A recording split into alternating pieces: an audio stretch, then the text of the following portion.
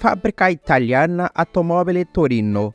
Caso você não reconheça esse nome, não se preocupe. Isso nada mais é do que o nome completo do que nós conhecemos popularmente como Fiat. A Fiat está entre as marcas de carros mais tradicionais e conceituadas do mundo inteiro, com uma trajetória que ultrapassa 120 anos. É mais do que um século inteiro fazendo história. Ela surgiu antes mesmo dos carros se tornarem uma febre, e rapidamente ela se tornou a queridinha lá na Itália. Conforme os anos foram passando e os carros se popularizando, a Fiat, assim como muitos outros fabricantes, começaram a exportar os seus modelos para poder disseminá-los e popularizá-los ao redor do mundo. Ao longo da sua história, a marca apresentou carros clássicos que foram muito bem sucedidos, principalmente na Europa e também na América Latina. No Brasil, a Fiat introduziu o famoso modelo 147, inclusive muito utilizado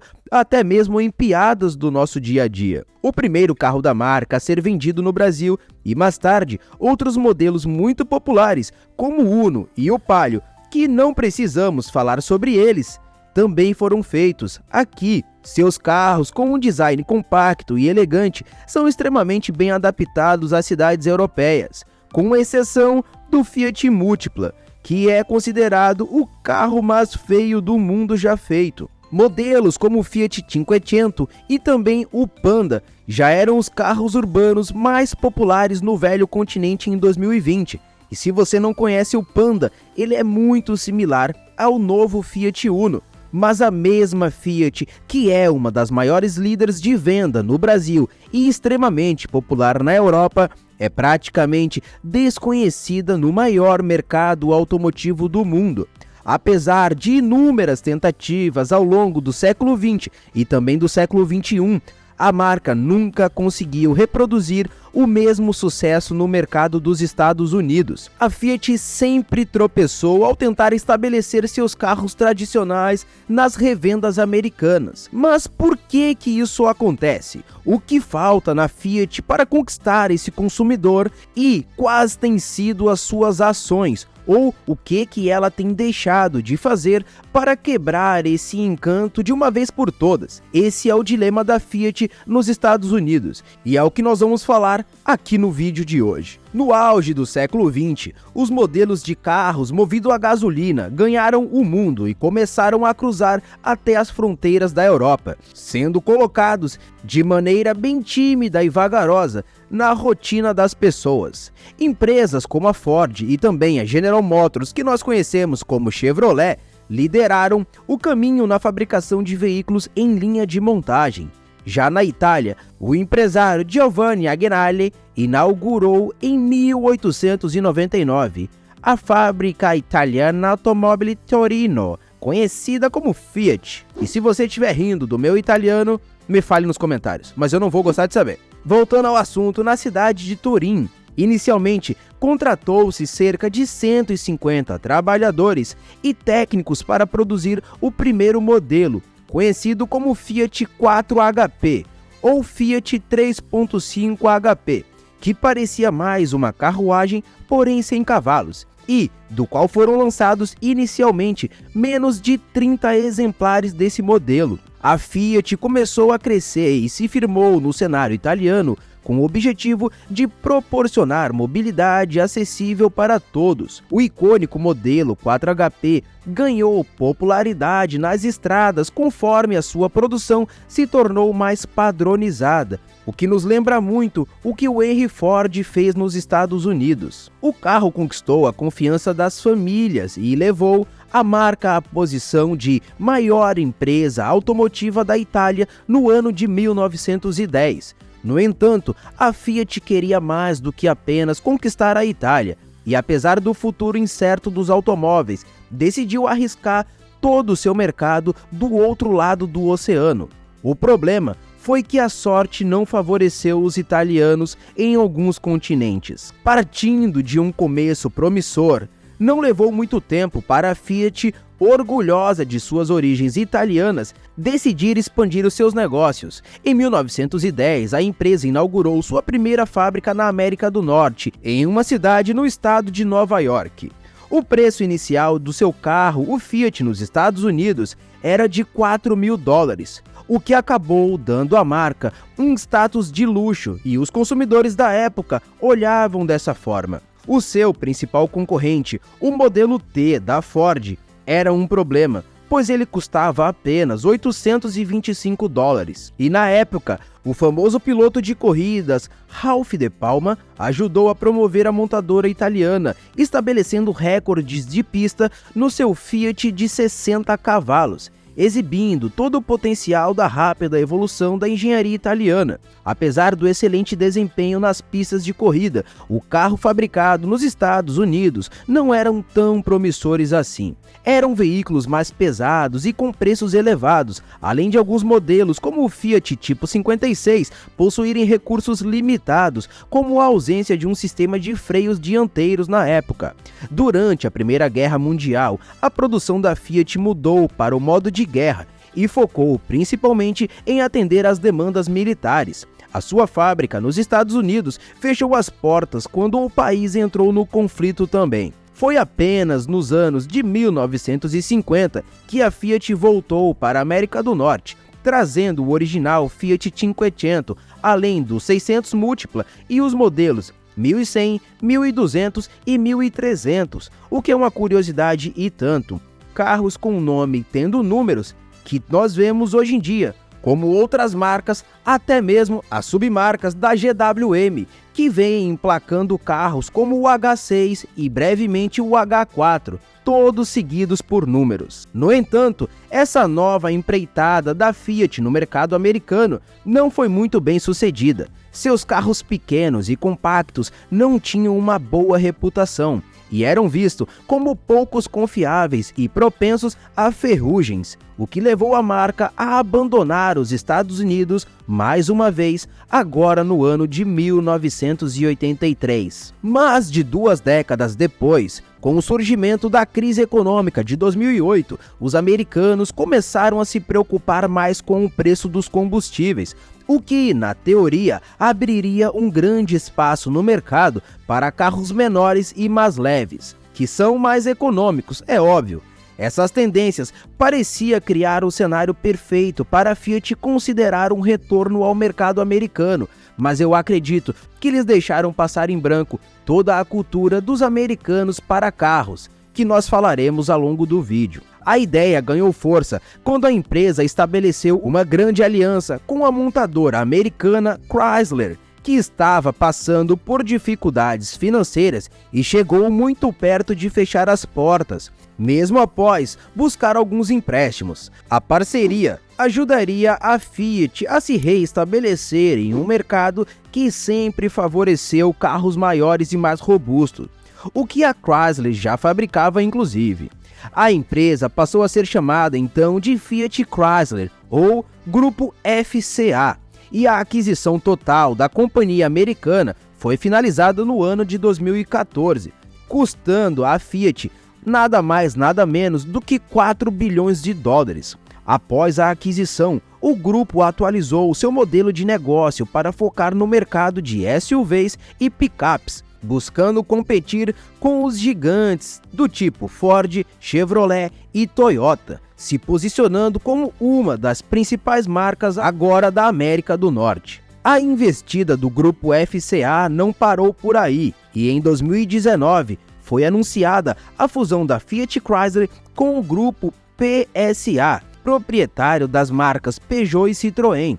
A união dos dois grandes grupos resultou num novo grupo, agora um conglomerado automotivo chamado Stellantis. A nova marca, cujo nome significa iluminar com estrelas, busca integrar as gigantes do mercado mundial e suas respectivas culturas, além de ser uma estratégia para conseguir contornar as crises do mercado automotivo. Carlos Tavares, CEO do grupo Stellantis, afirmou que a fusão entre a Fiat e a Peugeot é uma das maneiras de evitar o fechamento das fábricas, diluindo os custos de produção em uma base de vendas maiores. Além desses dois grupos, a Stellantis reúne várias outras empresas consolidadas no mercado, como algumas que você deve conhecer. Vamos nessa?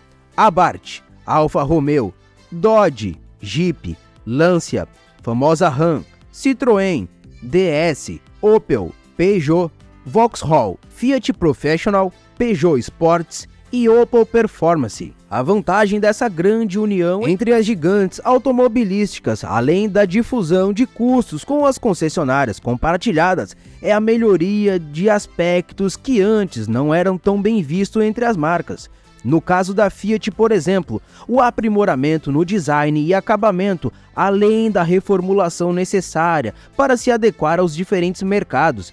Mas talvez o maior propósito seja de fato o compartilhamento de projetos entre as marcas. Segundo uma reportagem do nosso colega automotivo, o Autopapo, o diretor da Stellantis, Carlos Tavares, já informou que o foco é reduzir em cerca de 40% os custos por meio de uma sinergia de plataformas e no desenvolvimento de novos produtos. No entanto, nos Estados Unidos, a história se repete mais uma vez com a Fiat. A montadora italiana precisa enfrentar uma tarefa impossível de fazer: o público americano se apaixonar por seus carros compactos. Mas é claro que havia uma razão para tudo isso, algo que ia diretamente contra a tradição característica dos carros da Fiat. Enquanto na América do Sul, em 2021, a Fiat alcançou a liderança em números de vendas, nos Estados Unidos, mais um ano, a sua situação era bem delicada. Com a chegada da pandemia, as vendas da Fiat Chrysler caíram mais de 15% no ano de 2020. Apesar de todos os esforços da marca para conquistar o consumidor, algo que está um pouco fora do controle da Fiat vem acontecendo. Os carros de passeio estão desaparecendo da paisagem americana e, quiçá, do mundo. E talvez esse seja um dos principais motivos pelos quais a tradicional Fiat encontra tanta dificuldade em agradar o mercado. Nem mesmo no cenário pós-crise financeira de 2008, que parecia uma oportunidade promissora para os fabricantes de carros pequenos e econômicos, conseguiu fazer a Fiat cativar o público dos Estados Unidos. Carros compactos e charmosos como o Fiat Cinquecento são adequados para a realidade dos públicos italianos, europeus e até mesmo os brasileiros, onde a maioria das ruas são estreitas e é difícil encontrá-lo um lugar para estacionar. Mas nos Estados Unidos, os modelos líderes em vendas são principalmente os SUVs e picapes, e com certeza lá eles possuem muitas estradas e vagas de estacionamento em abundância. Além disso, a própria cultura norte-americana parece valorizar muito os carros de grande porte que são imponentes, o que comprovam como o fato de que grandes picapes, como a própria Ram, fazem muito sucesso em solo americano. Marcas como Chevrolet e Ford já detectaram essa nova tendência dos consumidores e estão se adaptando, trazendo novas linhas para o seu catálogo, deixando de oferecer veículos menores para passeio. Inclusive, a Chevrolet, por exemplo, divulgou que as vendas do Cruze nas versões sedãs e hatch despencaram mais de 25% em 2018, o que levou ao encerramento da produção desse modelo. Segundo a consultoria LMC Automotive, a preferência pelos modelos utilitários, ou seja, SUVs e picapes, além dos crossovers, começou há mais de uma década. Em 2007, por exemplo, mais da metade dos veículos vendidos nos Estados Unidos eram modelos de passeio. No entanto, desde então, o contexto econômico mudou. Após a recuperação da crise de 2008, ocorreu uma queda no preço dos combustíveis e uma melhora geral na qualidade de vida da produção, algo que nós ficamos o tempo inteiro sonhando para que aconteça no Brasil, mas infelizmente ainda não está nem perto de acontecer. Em 2017, os veículos de passeio representavam apenas 35% das vendas, contra nada mais, nada menos do que 65% dos modelos maiores. Além do preço atraente dos combustíveis, a tecnologia tem trazido avanços no desenvolvimento de versões elétricas de picapes e SUVs, sem comprometer o desempenho desses veículos e tornando ainda assim mais acessíveis, ou diria, bem melhores para o consumidor final. No cenário atual, marcas tradicionais como a Dodge, a Jeep e também a própria Fiat Chrysler, todas pertencem ao grupo Stellantis. Elas enfrentam desafios para competir. A Ford, que passou por uma reformulação intensiva, lidera as vendas com as picapes da série F, predominantes em pelo menos 18 estados americanos, além de oferecer modelos elétricos como a nova F-150 Lightning que já passou aqui no canal. Para a Fiat, a questão que fica é bem clara: o que fazer com seus carros tradicionais? Seus modelos já falharam no mercado norte-americano mais de uma vez, mas será que com uma mudança trazida pela ascensão dos veículos elétricos, a marca poderia ter uma nova oportunidade? A continuidade da Fiat nos Estados Unidos ainda é uma incógnita muito grande, visto que a marca já apresentou poucas inovações diante das alterações no comportamento dos consumidores. Contudo, nem tudo por aqui está perdido. A luz no final do túnel pode estar nos veículos elétricos, que já não são mais um sonho futurista e estão ganhando espaço no dia a dia dos grandes centros urbanos, principalmente quando falamos de Estados Unidos. A fusão com a Chrysler e o grupo PSA colocou a Fiat no seio de um dos maiores conglomerados automobilísticos do mundo, a Stellantis, que já é uma líder de mercado com rendimentos acima da média na América do Sul. Com um foco no futuro dos carros elétricos, a Stellantis, com certeza, planeja vender mais de 5 milhões de veículos elétricos até 2030, somente na América do Norte, incluindo carros de passeio e caminhões leves. Na Europa, o modelo elétrico do Fiat Cinquecento, denominado Cinquecento E, é o mais vendido entre os modelos elétricos e híbridos, especialmente na Itália e na Alemanha. Para Jeff Scooter, presidente da LMC Automotive, a Fiat tem uma história com seus modelos pequenos e compactos, que com certeza a diferencia de uma marca nova no mercado. Mesmo tendo falhado na tentativa de transformar o Fiat Cinquecento no novo Fusca, a empresa pode ter um impacto positivo ao investir em carros elétricos, pensado especificamente para as grandes cidades, onde os modelos mais compactos podem se adequar perfeitamente.